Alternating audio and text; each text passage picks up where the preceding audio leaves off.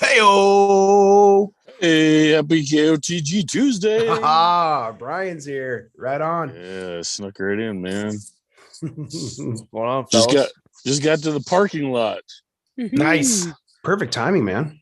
That's awesome. Yeah, I guess nice snowy weather today. So, oh man, what is this? Green Day Tuesday or something? Olee, you got green on, man? Yeah, what's up, guys? Yeah. I got my ProPlugger hat, so I guess I got some green. Yeah. Nate's in the spirit of the season. Looking good, buddy. Christmas sweater on. I'm going to wear it to work tomorrow. That's why I decided to wear it. Nice. I got to bust mine out. Yeah, that's a good idea. I like that. Well, howdy, fellas. I saw that LTZ was #1 again. So congrats, brother. You had to get the throne back. LTZ's back. Mm-hmm. Cool. Who else we got in there? Home Turf Consulting, Lawn Sauce, Shifty, Burt Dirt, The Prez. Welcome, everybody. Papa. Haven't seen Papa in a couple weeks, so good to see him back around. Definitely. Mike Reagan. Oh, that's a new name. Welcome, Mike. All righty. Evie does it. Right on. Well, fellas, it's Tuesday night. Keep off the grass. Yeah. Episode, what is this? 96 last week with Mulchmate. That was a good episode. That was. If you guys haven't seen that, tune into that. And we're on 97 now. 97. Crazy. We're getting ever closer and closer to episode 100, you guys. Not too far away. Nope. We got to get this Bonanza episode lined up and figured out. You know, we got to come up with a game plan. You know, so we're gonna have to brainstorm one of these days off the show. You know, a little behind the scenes planning. So, but hey, before we get into it, you guys, let's. Is the episode 100 going to be a 2-hour giveaway or just a 1 hour giveaway? What's going to be as long as it 3 hour. takes, I was man? thinking 3 hours, man. Part 2, man. Part 2 100 minutes. following. We're going to get cut off, taking up all the bandwidth on YouTube. It's going to be so long, man. Let's all grab a glass, raise a glass, grab a I glass, have one. keep off the grass, take a swig. Zach's without one this week, huh? Yeah. No orange juice and tequila, huh? Actually, I got to work at 5 a.m. tomorrow. So. Oh yeah, better not then. I saw enough tequila last week. Oh, yeah. How was Mexico, by the way? It was awesome. It was fun. It was great. We got in late Saturday night, and Sunday we went hard, pretty hard. It's funny that I don't see my dad in here, so it's okay. But my parents, they got rocked on Sunday, and it was just hilarious because they were both just putting them down. I mean, it was 85 degrees, not a cloud in the sky. You know, just gorgeous weather, and we're just sitting around the pool all day, just throwing them back, just like Morgan Wallen's song, you know. And I mean, they started getting a little loosey goosey, and I'm like, told my wife, I said, this is gonna be hilarious when the parents don't make it to family dinner tonight. and we go back to the room, you know, and we get showered up and all that stuff, and like knock on their door, and there's no answer, and I'm like, yep, there's a good chance. And yeah, so it was pretty funny, but great time. Good to get away, but also good to be back. So I mean, it's got to be sad coming home to the cold, dreary, you know. I don't know. It's got to be a bit of a downer when you get back home. Yeah. You know, it's not too, I mean, it was 45 when we landed, and today it rained all day, so that's crappy. But you know, I've had it before where you land and it's -10. There's snow on your car, you know, 6 inches deep. That's worse. Yeah, that's true. That's true. So it wasn't too bad. And like I said, it's one of those things where you know it's going to come to an end, and you start looking forward to, you know, the next vacation you can take as a family. So, but overall, great time. I'm glad we could get away as a family and get back, and everything was safe. You know, everything was good. No issues with flights, no issues with travel. Everything went well. So it's a fun trip. Right on. Yeah, buddy. Yeah, buddy. Well, hey, we got 2 Bills on the show tonight. Yeah. I was going to say the same thing, actually. That's funny. 2 Bills. Zach, who do we got on tonight? We have Bill from ProPlugger, which what is your title, actually, by the way? You're the owner, right? I'm like chief cook and bottle washer or something. So we have, Bill, the owner of ProPlugger. And, you know, Bill, thanks for joining us. And, you know, we'll kick it over to you right now if you want to tell us a little bit about yourself. Yeah, appreciate it. And thanks for inviting us on. I'm happy to be here. Yeah, so we own and operate ProPlugger, which is, we're a very small company. We've got one product. We like to say, you know, that we do one thing and we do it well, but that's our opinion. And we actually do the manufacturing. We're located in the Carolinas, so we're in the Charlotte area, and then we've got our manufacturing just across the state line down in South Carolina, Lancaster. And it's a small 10,000 square foot manufacturing facility where we build the ProPlugger. We actually, I don't know if you guys want me to go into the kind of the background of how this thing came to be. Oh yeah, absolutely. Yeah. So back in the, what do we call it? The Great Recession, back 2008, 9, 7, 8, 9. I lost my day job. I'm in commercial finance. So that means it's kind of banking for companies that buy capital equipment, usually construction or machine tools, that kind of stuff. Well, to say that industry died is an understatement in 2007, 8. And I'm in the sales end of it. So at that time, I couldn't buy a job. So, you know, I'm doing whatever I can, working landscape with a buddy of mine that's been in landscaping for 30 years.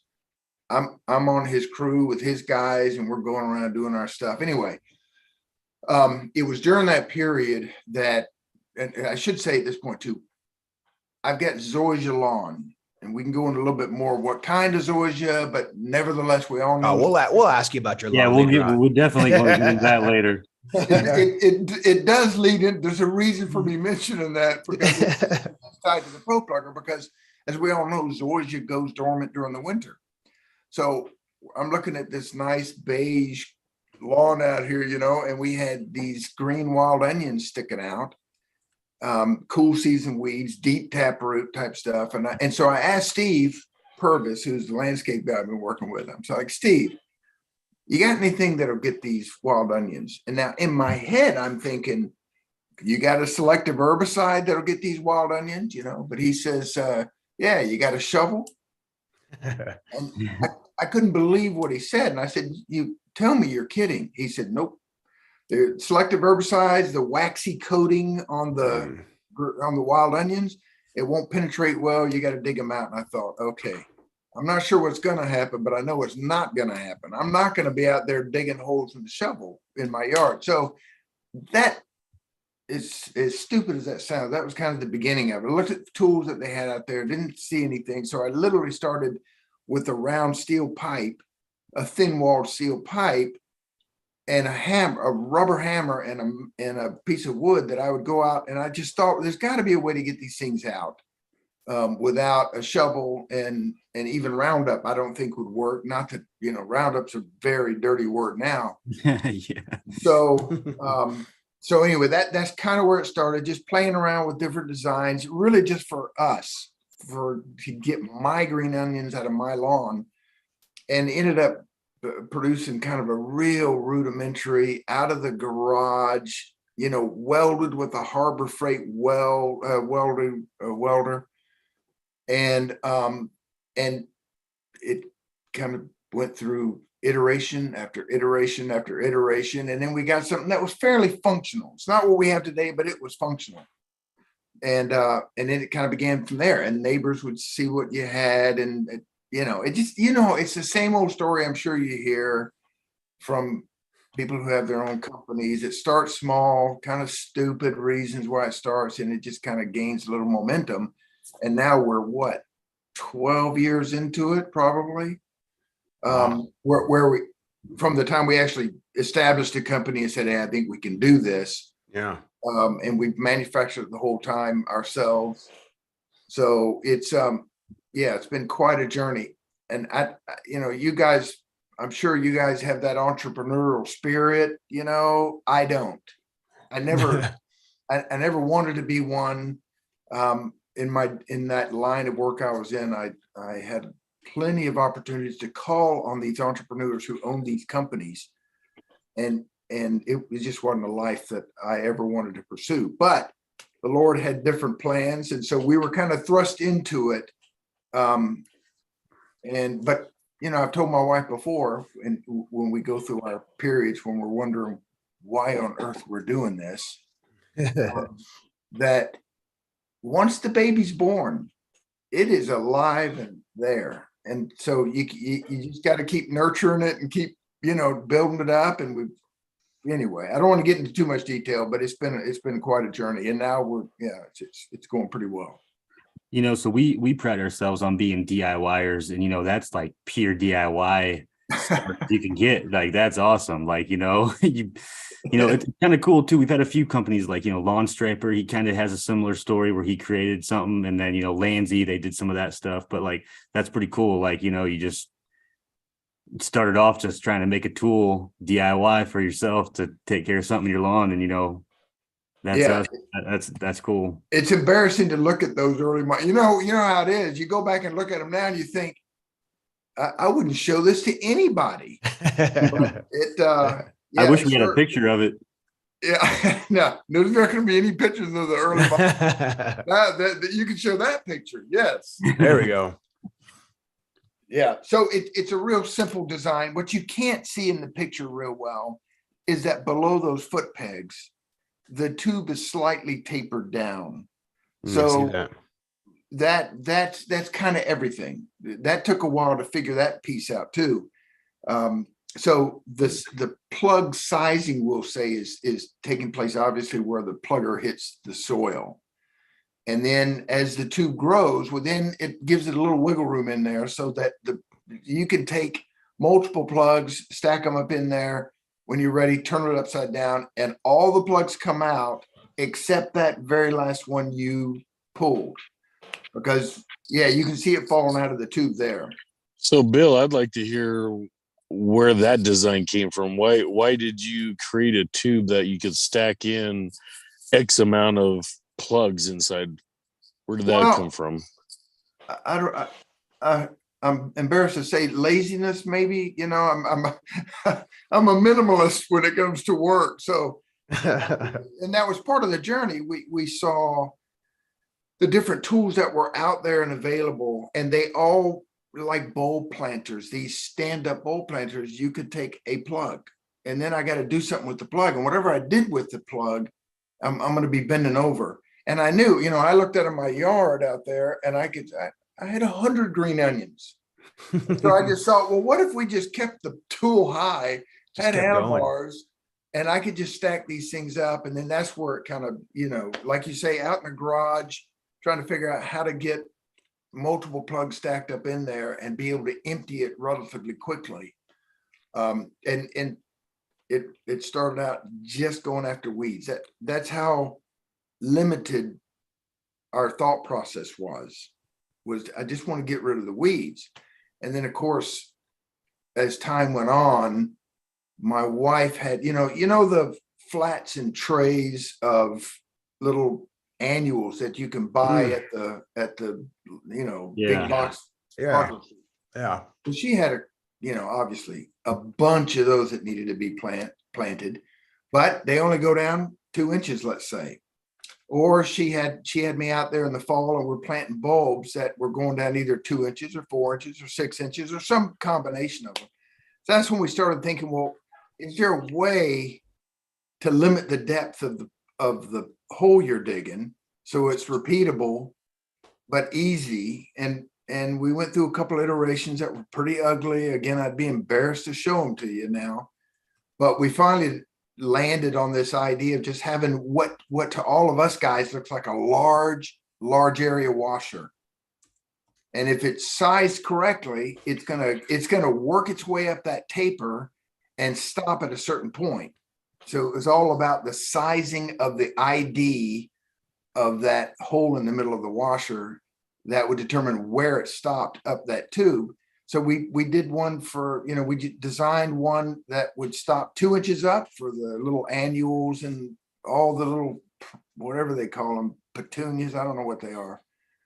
And then 4 inches up for, you can see it there. And then 4 inches up for, okay, for bulbs that need to go 4 inches down. And then if you strip both of those off, you're back to the original. You step all the way down, you're going 6 inches down. And there's not too much that needs to be planted, at least that we had experience with, that needed to be planted deeper than 6 inches down. So that's kind of where those little rings came from.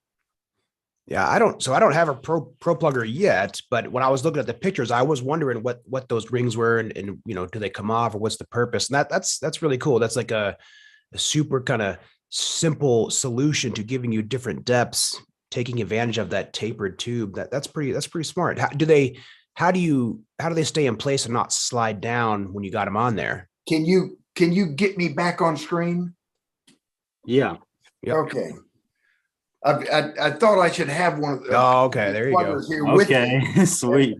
I apologize for it being kind of dirty and nasty, but I was literally out this weekend planting bulbs for Jeannie, my wife. It's the only way. Mm-hmm. Yeah. So basically, like I said, these what we call depth rings, that we laser cut them on our laser cutter, and they're sized to where now the product itself is powder coated. So you guys know what powder coating, kind of the composition of powder coat is a real durable, strong, blah, blah, blah, but it's also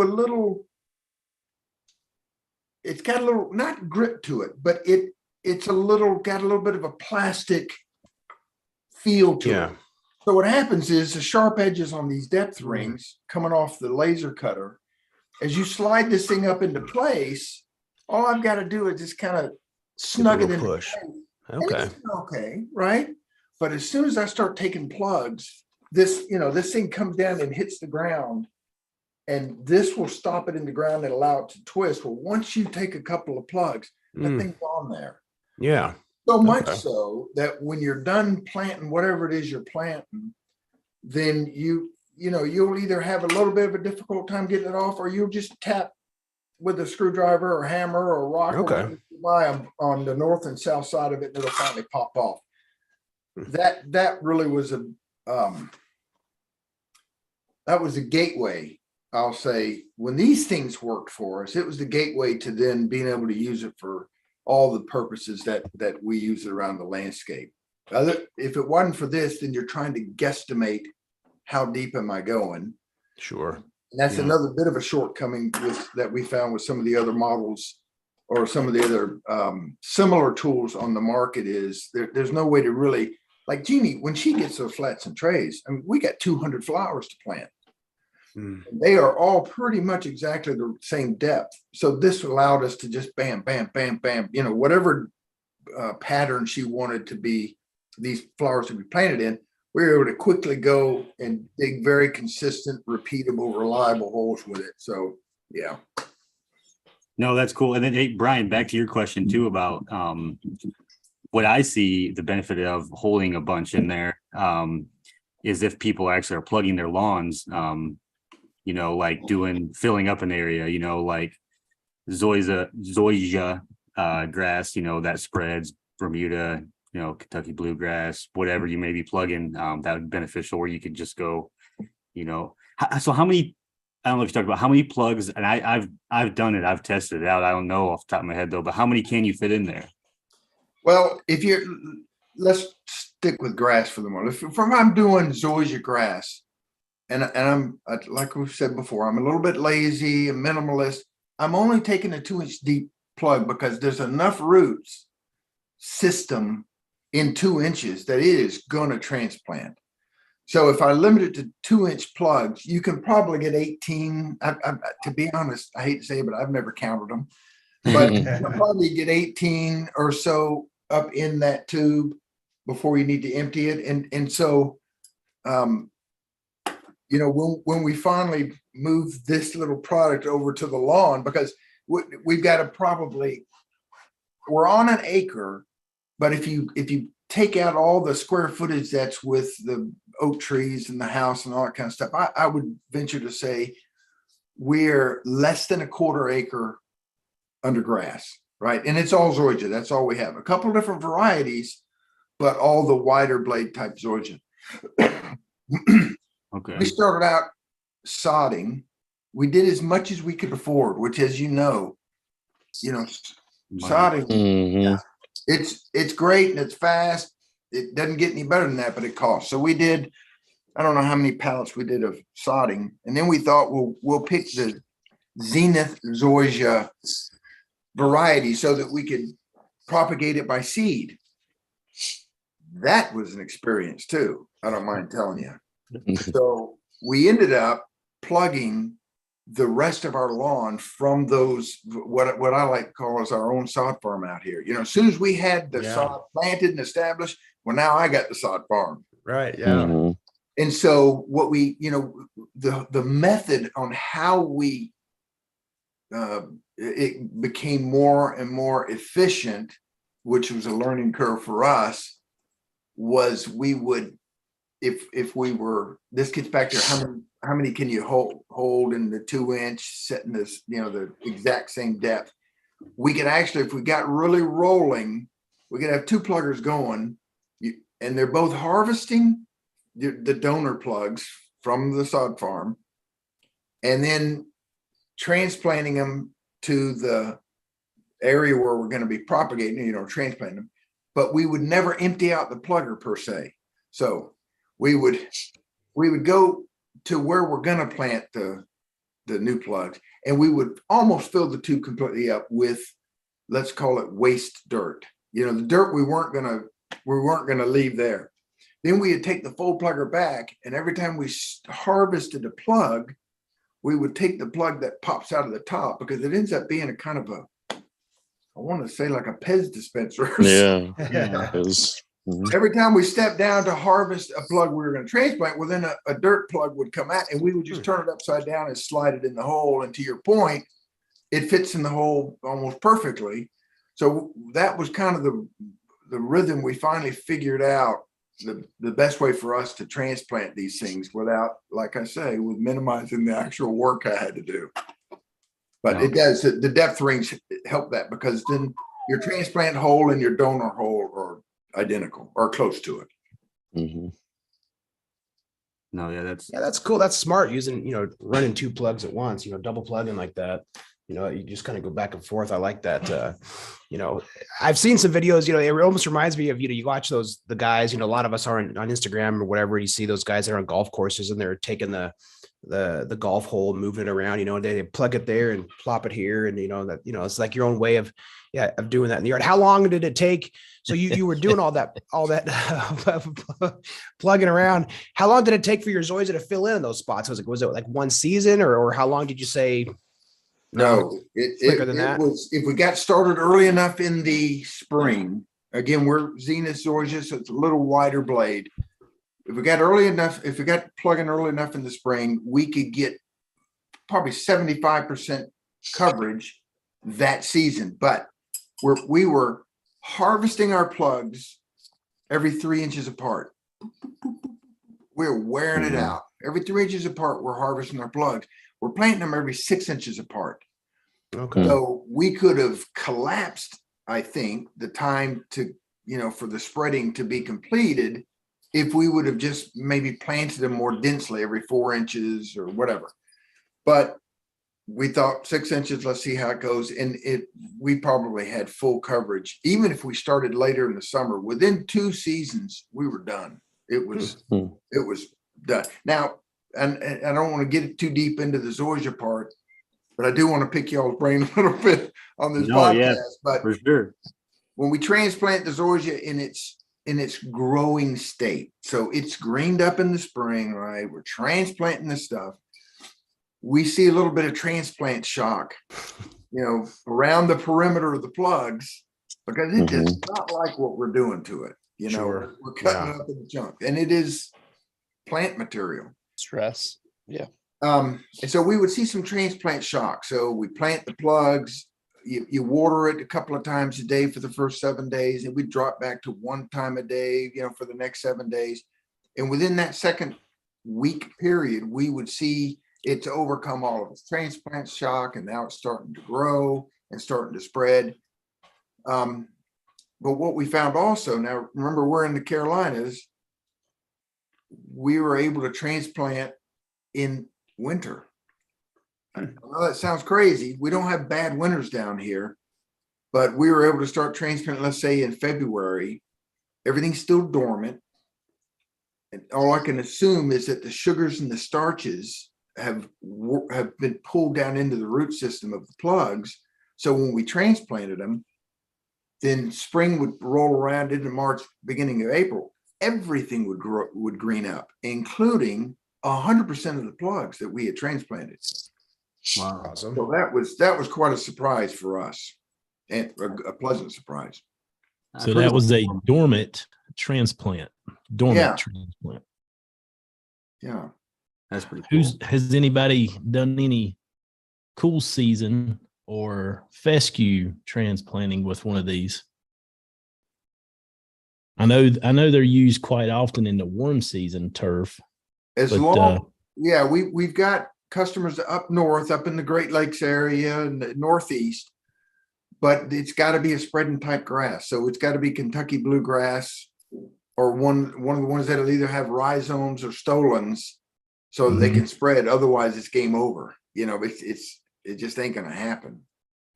So, but I would say the majority of the grasses that the ProPlugger is used on in that one application is the warm season, the Bermudas, centipedes, the zoysias. The only one that we struggle with of the warm season grasses is St. Augustine. And we found that which I don't have a lot of personal experience with St. Augustine. It's not my favorite grass. But You mean weed? No. no, but I didn't offend any of you guys. Remind you of crabgrass by chance? Yeah, the structure, the root system structure, it was just too loose. And so you take a 2-inch, 2.25-inch diameter plug, and instead of like with Zorgia, we got a 98% success rate plug to plug. With St. Augustine, our customers were saying they were getting a 60, 70% of the plugs would survive. It's just because whatever chunk they were taking did not include enough of the little nodules or little stolons where they sprout out from. And so it was a little bit more of a crapshoot. But you know, even wild grass was kind of is a significant portion of our customers are guys like us, right? We're lawn guys and we're planting and spreading our grass, but we sell more pluggers now to women who are planting flowers and bulbs, or let me rephrase that, women whose husband may be planting flowers and bulbs for them, than we do grass. So, you know, if you looked at our demand curve, summer, you know, late spring to midsummer towards the late summer, you can tell it's all for grass for the most part, you know, the majority of the demand. But spring and fall, it switches over to more bulbs and flowers and going after cool season weeds like, you know, dandelions and wild onions and that sort of thing. That was going to be one of my questions, is if you guys got a sense of, you know, is it majority of your sales in the southern states where you would typically see those warm season grasses, or how does that comparison between the different functionalities of it? It sounds like you guys on some level do kind of see that trend difference, you know, between like the bulbs and whatnot versus grass plugs and stuff. So that's kind of cool. Yeah. And we also see it migrating down in the spring. You know, it's interesting to see how demand starts in the spring. You know, things start picking up, orders start coming in, and you see them in the southern states, and they slowly move to the northern states, you know, as the spring progresses, as the ground thaws. I hate to think about that, but you know, we've been doing it, like I said, for enough years now to where we're probably have sold into, Jeannie would probably have a better memory than me, but I think at last count, 13 or 14 countries other than US and Canada. And we've got a distributor in Australia. They're pretty serious grass guys in Australia. Oh yeah. We've had a few lawn of the week winners actually from. Really? From Australia. Yeah. So how far did you space when you were doing the transplant plugging? Well, we would harvest them every 3 inches or so. We could have gone closer, but we plant them every 6 inches. So when you harvest them, do you fill that hole in with some sand or something, or dirt? Yeah. Well, where we're at, get the bare plug and put back in there. You could, yeah. Where we're at, and I'm sure you were aware of it too. We got a lot of red clay, you know, kind of dense red clay. So if where I'm harvesting the plugs, it's that kind of clay, we may not flip the plug around from the transplant location. We may fill it with some kind of a potting mix or a soil that you get in the 50-pound bags at Lowe's or Home Depot, one of the big box retailers, just to add a little bit higher ratio of organic material in there to maybe break loose some of that hard red clay. But if the clay, if the soil is looking pretty good, we'll just flip we'll just donor plugs go to the transplant area, flip them over and drop them back in there. Cool. Yeah. Something I found interesting, because I was looking around at your website and I was going to pull it up and show it, but I've actually haven't had this experience. And I mean, I'm not affiliated with you in any way. I'm just saying my experience, and I've never had it clog up. And I know you have a whole thing on here, like what to do if it clogs up your plugs. And I've actually never had that happen with mine. And I know it's like using it for a soil test probably is a little too much to get. I mean, it works good to take a soil sample if you want to send one in, but I mean, it is a lot of dirt to come up. But I have some areas that are really hard clay out in my backyard. And if I use a little tiny soil probe, it gets jammed up and it just pushes the soil down to where I'm like, I pull out like a little tiny core. So if I use my ProPlugger in those areas, it just, I get real nice cores, and it just keeps going. It doesn't even stick. So like when I'm taking my, when I'm taking a soil test, when I do the certain area in my backyard, I use the ProPlugger just because it doesn't stick. But I thought this was kind of interesting that you have this whole thing on your website, which is pretty cool, like avoiding clogs in it. And I don't know, I thought that was pretty detailed and like good tips if that is, if it is getting clogged. Yeah, and it really depends on the soil. Like we don't have a lot of issues with clogging here in the Carolinas. Don't know why. I think it's clay soils what holds together. The plug holds together well. Where I think it can get clogged is if the soil is moist, real moist, like we've had a couple inches of rain, and you go out there and you want to go down 6 inches. Almost any soil will, as this thing stacks up in the tubes, as those plugs stack up in the tubes, and now you've got what, 24 or 30 inches of saturated soil stacked above you, and you go to take the very next plug. Well, that's a lot of top pressure pushing down on that next plug you're taking, and it can compress the very bottom plug. And if it compresses it down, it squishes it out to where now it's trapped on those. It doesn't matter if the tube is tapered at that point. It has pushed the soil out to the inside surface of the steel, and that's where you start getting problems. And when it gets clogged, I mean, it can get clogged to where it can be difficult. If you don't know how to unclog it, it can be frustrating. And so we've gotten some reviews, which is the reason why we came up with this little instruction section on the avoiding clogs, was because we get reviews like, man, this thing got clogged up and it's like turned to concrete, because they would leak, gets clogged. I don't want to unclog it now. They'll lean it up against the garage and come back a week later.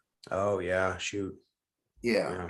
And it gets ugly. I've done that with my soil probes. I could imagine, a much bigger plug, how difficult that would be. You'd have to really hit it with a screwdriver or something, or your little cordless drill or something to get it broken apart. Yeah.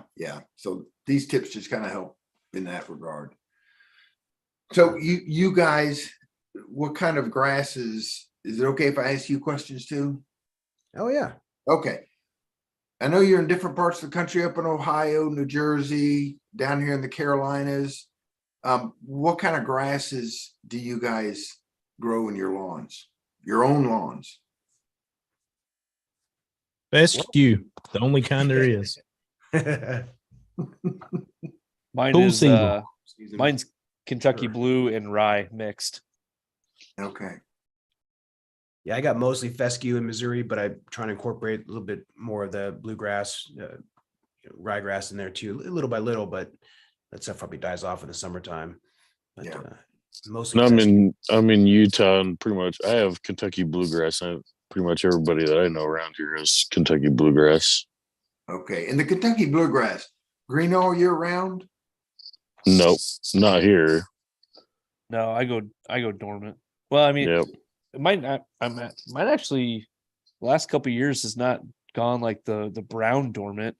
It's just lost color. Yeah. You know what I mean? But like really, even in like January when the snow melts, you can still see green color to it.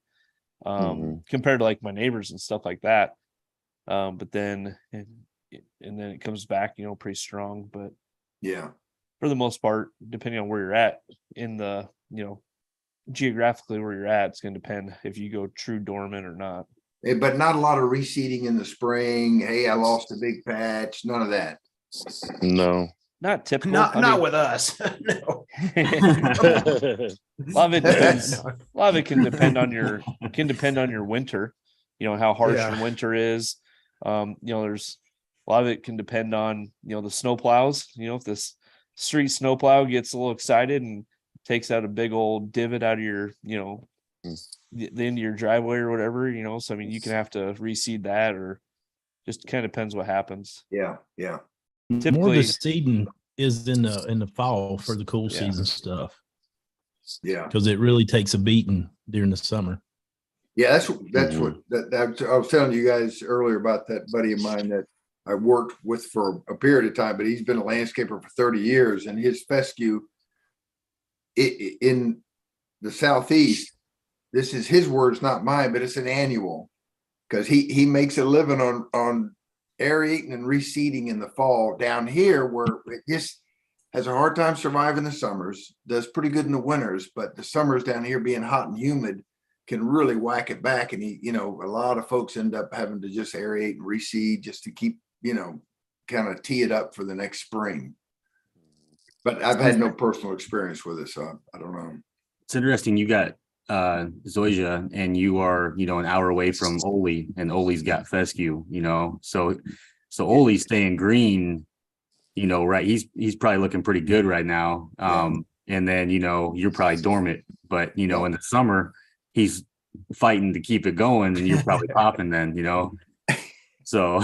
Yeah. As they say, there's no solutions. There's just trade-offs, Yeah.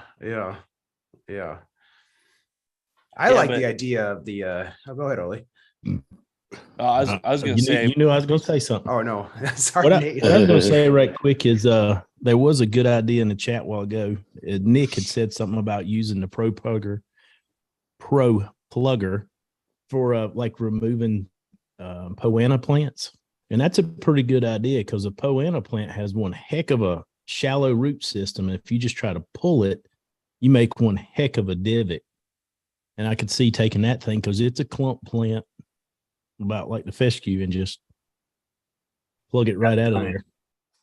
be good for Get rid of it fescue. before it goes to seed heads. Yeah, clumping fescue, that'd be a good too. Yeah, I've used it that's what I've used mine a majority of times for. I've also used it just to check out my soil, look at the roots. I've used it in my garden landscape. I mean, yeah, it's like just for that little tool, it is like you got a lot of uses for it. Yeah. Speaking of a lot of uses, I wonder if anybody in the live chat could use a ProPlugger. What I'm trying to set up right now.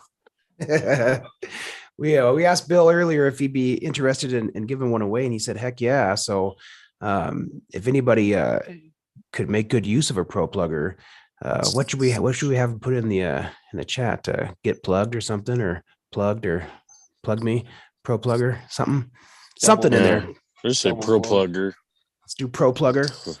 Yeah. Keep it PC. I like it. Yeah.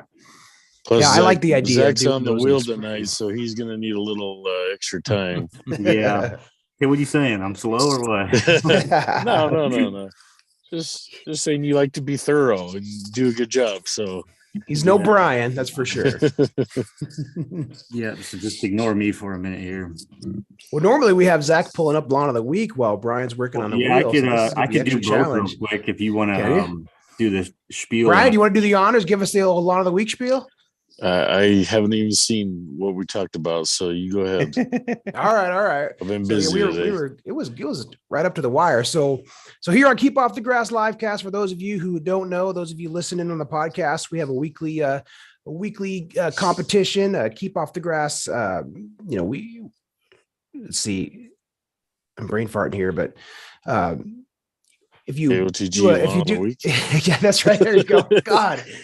So if you use the hashtag KOTG Lawn of the Week in your posts or in your reels, we all follow that hashtag on Instagram, and we're looking throughout the week. We're debating. Right now, it's a little bit slow, but there are some really good lawns out there right now for the folks that are actually still using the hashtag, and we found a pretty kick-ass winner this week. So use that on a post or a reel. We're always looking, checking it out, debating back and forth, and we'll pick out our favorite of the week and announce it here on the show. Winners get their choice of a ProPete fertilizer. The guys over at ProPete, John and them, have been super generous for, gosh, I don't know, what is this? We always say we have to add it up or figure out how many we've got, but man, tons already. I mean, he's his ROI's got to be, just kind of barely running there as many as he's giving away. But anything you can find on the Home Depot website, 25-pound bag, the Pro Peat and the NPK ratio, any kind of greens grade, fairway grade, whatever. And their new fossil product as well that they have out there. You get your choice of that. Or, if you've already got your fertilizer planned out for the season, he'll do some swag, send it your way too. Unfortunately, we're only doing the continental US now. Shipping's got a little out of control with all the things going on around the world. So those guys out in Australia with their sexy lawns, you're welcome to use the hashtag, but we won't be able to send anything your way, unless things change. This week is a new guy, somebody new that we haven't really seen much before, but he's been tagging us hard. His lawn's looking really sexy. So we went with Terrell Harmon 5. I think I got the last name right. I don't remember, but he was looking good. There it is. Whew. My hourglasses. Whew. Yeah, he's new to the Instagram too. He's only got a few posts and he's looking good. Look at those single doubles. Look at how green this lawn is compared to like the neighborhood. It's all dormant too. I know Zach had one picture, you could kind of see it, but look at the neighbor's yards. Oh man. Yeah. Crazy. I was curious if Nate would give his blessing with those curvy stripes, and he was like, "Dude, let's go for it, man. He's looking good." So he overcome Nate's bias with that lawn. Well, we could just say they're breast cancer awareness ribbon stripes. There you go. So he's good with that. I mean, if you go back to that picture, if you look at it, it's not your typical what you've seen in the past where people do like a double or a triple and they keep it within like that stripe. Zach, if you can pull it back up. This Hold one on, actually, man. I'm trying to double test here. sorry, but like his Which actually, one? that one right there. But yeah, this one actually, he's overlapping. You know what I mean? He is. So usually, like I said, there's a double, and it's the opposite stripe curve inside of it. Where I mean, this one I actually like this design better than the tip 4. Oh, curvy. Yeah. Curvy's curvy. This is because you still got those straight stripes in there Yeah. in between the curves. It's just kind of complements each other. It looks good. But actually, I mean, it looks pretty sweet where it actually like the light and dark go over each other. That looks pretty cool right there. But yeah, like to your point, it's almost a whole bunch of like breast cancer awareness ribbons, that are all over the lawn. So this He's got that crispy edge too. Look at that. Yeah, it's pretty sweet. And it looks like, based off kind of looking at the profile, it looks like it's a new lawn. Looks like it maybe was recently renovated, but it looks pretty good. Yeah, he's working with looks like he's got a big league, one of those checkmate stripers he's working with there. And I think he's got it looks like a Toro too. I can't quite tell what kind it is, but I think he's got that personal face in the back, if I'm not mistaken. Good looking lawn, brother. Wow, congrats, man. Welcome to the club. Yeah. So I'll be reaching out for some pictures to post on the KOTG Instagram page, and we'll get your info and get you out to John and those guys and get you whatever you want for this spring, man. Perfect timing. Yeah. There was somebody else that we were debating back and forth who kind of had some Christmas lights going on and was looking pretty good. So those of you who aren't necessarily green, but got some cool lights or whatever up, keep using the hashtag, no worries, man. We're looking for all sorts of stuff. I mean, it's hard to compete with a lawn this sexy in the middle of December, but there's still January, February, we got. And I would say probably a couple of the finalists were Christmas lights. So you guys are doing a great job. So you were pretty close to getting picked. Keep it up. Redo it. Do a different angle, do a different picture. They're looking good. Did you guys get your Christmas lights up this year? I did not. We've been. I was lazy. Olee started Halloween time, right? No, that was my wife. Oh, that was indoors. I had nothing to do with it. with us going on vacation, that was kind of our because we do the real Christmas tree, and we always have a tradition that the Sunday after Black Friday, that's when we always go to the tree farm. We cut our tree down, we do all that and start, that way you hit December 1st and you're decorating and all that. It's always kind of our timeline. both going on vacation, we're like, well, why are we going to buy a tree? Then no one can water it. It's going to dry up. So we actually just waited. So we got back at like 11 o'clock Saturday night, and then Sunday we went and got our tree. So now my wife's actually over here beside me, starting to put up a whole bunch of Christmas decorations as we speak. So she's working on that now. But yeah, we got 722 pumpkins that we took down from all the shelves because, and now the 750 Santas and snowflakes and all that's going to go up. So, but changing of the seasons. So good times here. But yeah, but back to the question of Christmas lights. I'm not a fan of ladders. I'm not a fan of roofs. And I am also too cheap to pay for like the professionals to come out and do like your your roof line and everything, because that's ridiculously expensive. I mean, I love the way it looks, and I would say about 10 of my neighbors have it, and I'm like, oh, that's what I want. But I can't justify paying that much. And so yeah, like that. Like I would love to have that. He hired that out. I think I saw on the post he hired that out. But I mean, I would love to have that like crisp, like perfect look. Pro. But dude, that's like $1,000. You know what I mean? And I'm just like, man, yeah, not happening. No way am I doing that. And so, but yeah, so I just this year I kind of I'm gonna be lazy and not do anything. I lost my opportunity when we had some warm weather over Thanksgiving when my folks were out. That was the weekend I could have done it. But at the same time, I have a 2-story house. I had a single story before, so I don't even have a ladder that I could get to the higher levels, even if I wanted to. So even if I put them up, it looked like a half-assed job where you just kind of go across the garage or something, and that's about it. So I'm like, you know what, maybe next year I'll come up with a game plan here and we'll figure something out. But this year I forego the lights on the house for the ones out in the lawn, the little reindeers and the trees and stuff out in the grass. Just for like shits and giggles, price it out sometime. If anyone else has ever done it, just call one of those companies and ask them and everything. You will be amazed at how much that cost. I mean, for those of you that do it, kudos to you. But man, my question is, do they use the same strand of lights each year and you just got to store them somewhere? And how do you keep track of them perfectly measured and whatnot? I don't know. The companies I've worked with, they literally come out and they get, your measurements, and then they'll splice the wiring to like your next ridge line. They do that, and then there's a storage fee. That's all part of like the total cost is they store them and then they'll bring them out. And I know one company I talked to, they'll put them up in like early October, and they have it where you can change them from like orange, and you can keep them up for a couple months to do a couple different holidays. But I mean, obviously the price goes up with that. So you got to get like a lucky LED strip. It could be like Lucky Green Stripes and do the permanent deal. Yeah. If you're gonna do it, that's the way I would. Yeah, he's got all different colors, like blue. I mean, everything. Yeah, get your phone, and you can turn them on and turn them off, and put them on a schedule.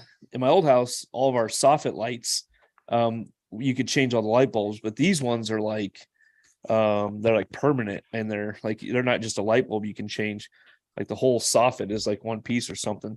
But I had all the different color bulbs. I had like green and red, so we do Christmas, and then like had all greens, like on St. Patty's Day we do that. Had black lights and orange for Halloween.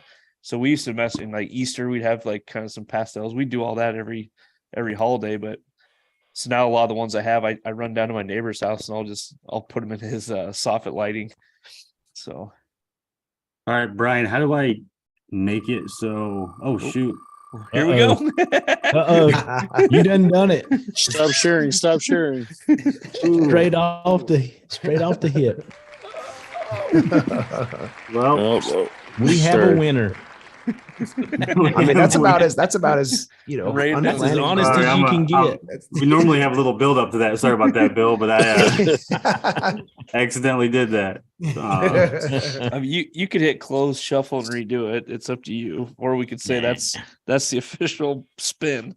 That's it. That's it, man. Let's do it. DIY yard. Congrats, brother. Man, that was close.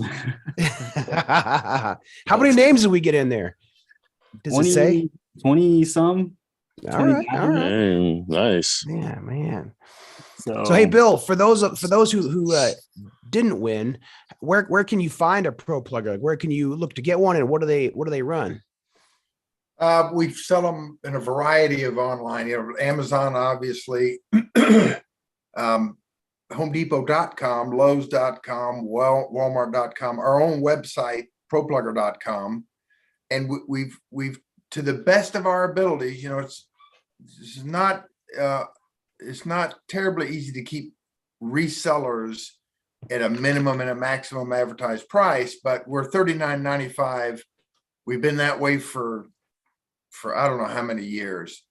So you can get them in any of those locations. Obviously with Amazon, you can get them in, I don't know if their 2-day shipping still works as we're nearing the holidays. Our tend to bump up for, the gardeners in your life, that kind of a present. But yeah, Amazon is probably the quickest delivery unless you're in the Southeast, and then directly from us. so you can sell blemished and pre-owned ones on your website? Yeah, so blemished, I think we knocked the price down a little bit. And those are typically the blemishes you see are, we can get a little overzealous in our classification as blemish. So a lot of people will get a blemished, or not a lot, but those who buy it and they won't, they'll ask us where the blemish is, because you could point it out to them. But it's generally powder coating. If something, we've got our own powder coating system, and if it's a little shy in one area, then we'll classify it as blemish. We don't have a lot of them, thank goodness. And then if we do get returns from Amazon, then we'll clean them up, make sure everything's good with them, and then those will be the refurbished or pre-owned. I'm not sure what we call them on the website. Cool. So have you guys ever played with the idea? Because so it's, this is your product, this is your baby.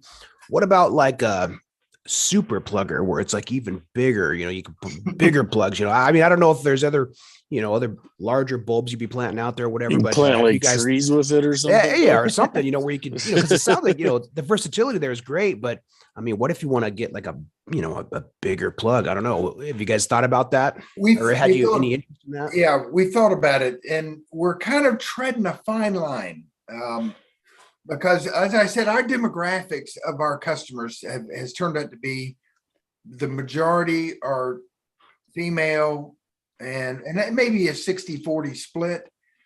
And when the plugger, that right there is about 2 1/4 inches in diameter, 2 3/8 actually. Well, when that thing starts getting full of soil, the plugger itself, I should say, weighs a little over 5 pounds. So it is all steel. It's 18 gauge or 14 gauge or 16, depending on, the handlebars, foot pegs, and the plugger itself, the main tube. So it gets kind of heavy. You get it plugged full of soil, and it gets a little cumbersome to pick up and move.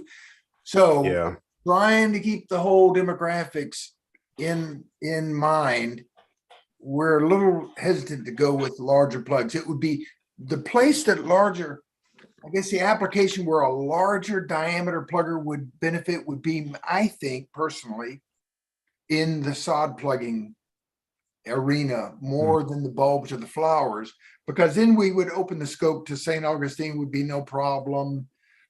And you could take bigger plugs, which I would assume would probably, they're going to experience transplant shock, but maybe they'd be a bit more viable.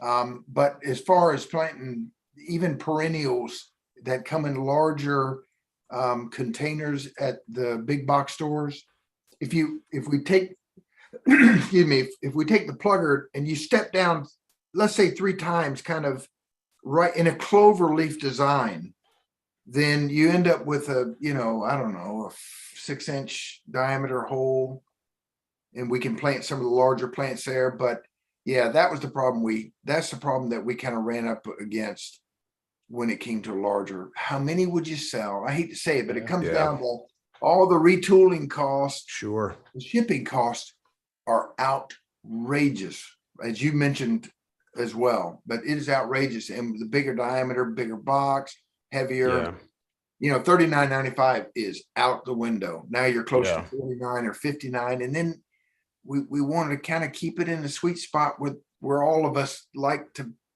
kind of that pricing point where it's not an impulse buy, but it's not a big deal to buy one. So, yeah. Yeah, it's something that would last you a long time too. You're not going to be buying, I mean, theoretically they last you for years. So, it's like you have one and you'd be using it forever essentially. Yeah. Yeah. It is really heavy duty. And like, it's a lot heavier than you think. I was going to like mention that earlier, but it's like, it's real thick steel and it's pretty heavy duty. It's not, do you find it? Not too heavy. No, I'm just Okay. saying like, in a good way. It doesn't feel cheap. It's not like just like a metal sheet or something. It's I feel like I couldn't break it.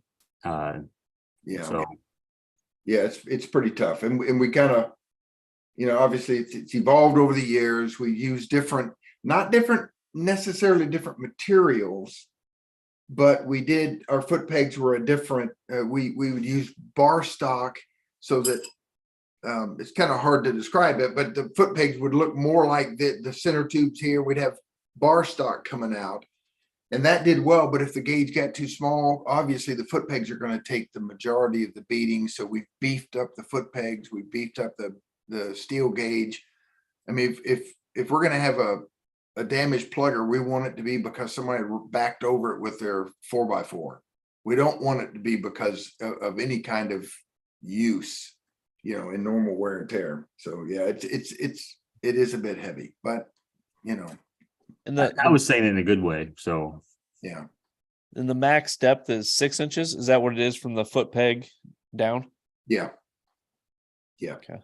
Have you ever had any like requests, or is there any demand for anything, use of it to like, would it make sense to have an adjustable foot peg with maybe like pins to give you the different depth of, to possibly expand that?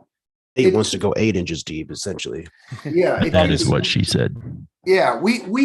There could be a design that would allow for adjustment of the foot pegs. We've actually had bulbs. My wife wanted me to plant daffodil bulbs, and they were ginormous. Mhm. Of course, I think the rule of thumb with bulbs is 3 times the depth or something like that, or 3 times so we had to go down 8 inches. Yeah, So I was the first one that, wondered to myself, I wonder if we could build one of these that with pegs that are 8 inches high. And so we played around with a little bit of a prototype, and it gets a little teeter totter, the higher up the center of gravity is. I can But see that. we just ended up skimming a couple inches of topsoil with the shovel, setting to the side, plugging all the holes, dropping all the bolts in, and just raked, Backfilling. Yeah. backfilled it. So we got our 8 inches down, but yeah, that came to my mind too. Could we go deeper? And it's like we said before, there's no solutions. It's just trade-offs. If you do that, then you know. Yeah. awesome. Gotcha. Cool. Well, that's awesome. Yeah, that was a good show. I enjoyed that. So the spinning of the wheel, is that my ProPlugger giveaway? Yeah, Okay. I failed on that, man. I didn't mean to. It worked. Yeah, did that a little premature. That's all right. So but, Ain't the first time. DIY yard, you'll get me the information. We can- Yeah, we'll get you the He was info. way too built up. I was going to ask Brian a question about how I spin it multiple times, but I mean, if we had Brian running it, there'd be like badass music, Yeah, hey, come on, man. Logos, everything. No, I was acting great. That was awesome. Well, I know you. It was a surprise. We talked about the giveaway 5 minutes before the show started. I'm like, okay, I gotta figure this out. Zach didn't even last 30 seconds in his first giveaway. Yeah, story of my life. But Well, I think we're about an hour in, man. I thank you so much, Bill, for joining us. We'd probably wrap it up. This was a lot of fun. Unless anybody else has any other burning questions for Bill. No, but I did see a question really early on about rings. But I did see on the website that you can buy the individual rings. One of the guys had said, hey, when I bought mine, it only came with one ring, and now it looks like you have two. So if you're missing a ring or a ring breaks, or maybe, you misplaced one. It looks like you can just buy the individual ring. Yeah. And they're a couple bucks. So that's pretty nice there.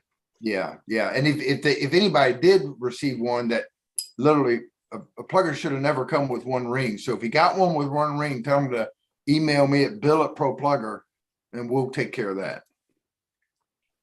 Yeah, it was the guy who it was. He's jumped off the show.